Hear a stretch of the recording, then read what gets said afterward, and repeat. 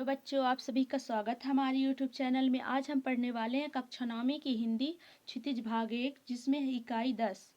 इसमें है ललद, कवित्री ललद की जीवन परिचय और वाक। तो इनके जीवन परिचय हमने पिछले वीडियो में पढ़ा चुके हैं। जिसे आप नहीं देखे तो हमारे चैनल के प्लेलिस्ट में जाकर देख लें। और यदि हमारा वीडियो आपको पसंद आए तो हमारा चैनल सब्सक्राइब एंड लाइक ज़रूर करें।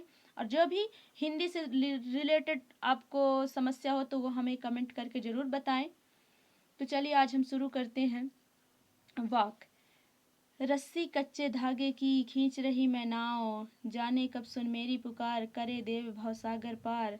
पानी टपके कच्चे संकोरे, व्यर्थ प्रयास हो रहे मेरे, जी मैं उठती रह हूँ, घर जाने की चाह है घेरे, घर जाने की चाह है घेरे। बच्चों, इसमें संदर्भ है कवित्री।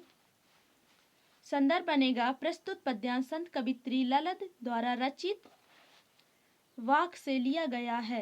प्रसंग होगा जीवन रूपी भवसागर को पार करने के लिए कवित्री ने प्रभु भक्ति को आवश्यक बताया है। कवित्री कहती हैं कि वह सांसों के कच्चे धागे शरीर से आत्मा रूपी नाव से खींच रही है। जाने ईश्वर कब मेरी प्रार्थना सुनकर मुझे संसार रूपी भवसागर से मुक्ति दिलाएंगे। मुक्ति दिलाएंगे मतलब छुटकारा मिलेगा। काव्य सौंदर्य होगा बच्चों सरल। यहाँ पर सरल और सहज भाषा का प्रयोग हुआ है तथा भवसागर में रूपक अलंकार की छटा दिखती है। दूसरा नंबर है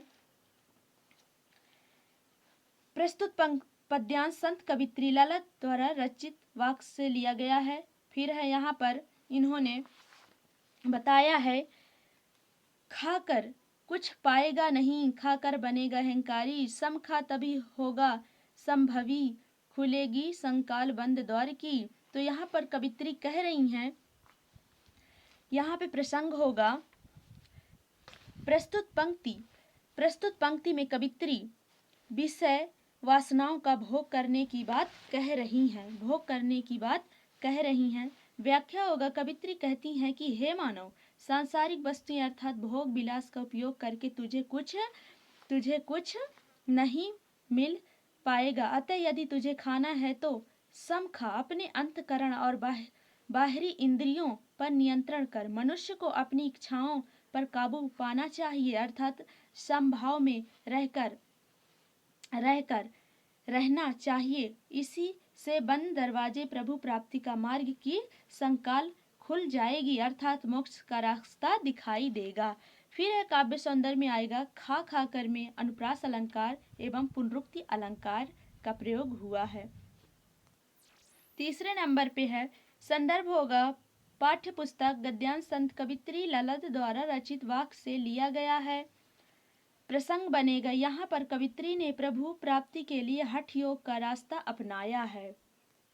कवित्री कह रही आई सीधी राह से गई न सीधी राह, सुसुम सेतु पर खड़ी थी बीत गया दिन आह, जब टटोली कौड़ी न पाई माझी को क्या दूं उतराई।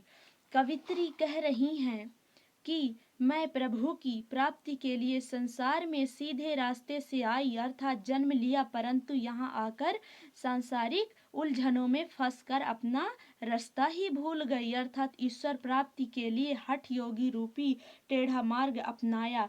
जीवन भर सुषुम्ना नाड़ी के सहारे कुंडलीन जागरण में लीन रही और इसी में समय बीत गया। जीवन के अंतिम समय में जब मैं स्वयं को परखा तो कुछ भी हाथ नहीं लगा और मैं भवसागर से पार उतारने वाले प्रभु रूपी नाविक को उतराई क्या दूं मैंने सारी जिंदगी तो ऐसे ही गुजार दी और जब अंतिम समय आया तो मैंने भवसागर से पार उतरने के लिए प्रभु रूपी नाविक को मैं उतराई के रूप में क्या दूं। तो ये और यहाँ पर होगा काव्य सौंदर्य में होगा बच्चों नंबर 1 लोक जीवन में उपयोगी शब्दों का प्रयोग किया गया। यहाँ पे लोगों के जीवन में जो उपयोगी शब्द होते हैं वहाँ यहाँ पर प्रयोग हुआ है। फिर सुषुम सेतु पर अनुप्रास अलंकार है। कौड़ी नपाई मुहावरे का प्रयोग किया गया है। चौथा नंबर है प्रस्तुत पद्यांश में संत कवित्री ललित द्वारा रचित वाक्य से लिया गया है। इसका प्रसंग होगा, प्रस्तुत पद में ईश्वर के सर्वव्यापी होने की बात कही गई है, जिससे आत्मज्ञान द्वारा ही प्राप्त किया जा सकता है। चलिए तो देखते हैं।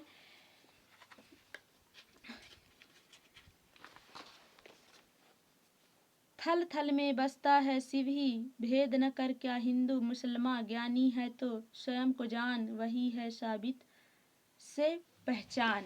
कह रही हैं कवित्री इन पंक्तियों के माध्यम से कि ईश्वर सर्वत्र यानी सब जगह व्याप्त है।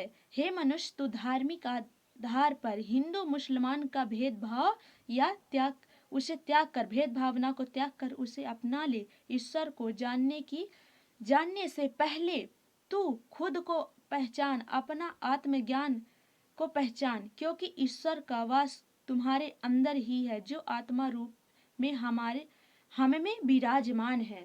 तो बच्चों, इस तरह से ये संदर्भ प्रसंग व्याख्या खत्म हुआ। इसके बाद हम आते हैं काव्य सौंदर्य में। थल में पुनरुक्ति प्रकाश अलंकार का प्रयोग हुआ है। इस तरह से ये पाठ आज खत्म हुआ। यदि हमारा वीडियो आपको पसंद आया तो हमारा channel subscribe and like share जरूर करें। धन्यवाद।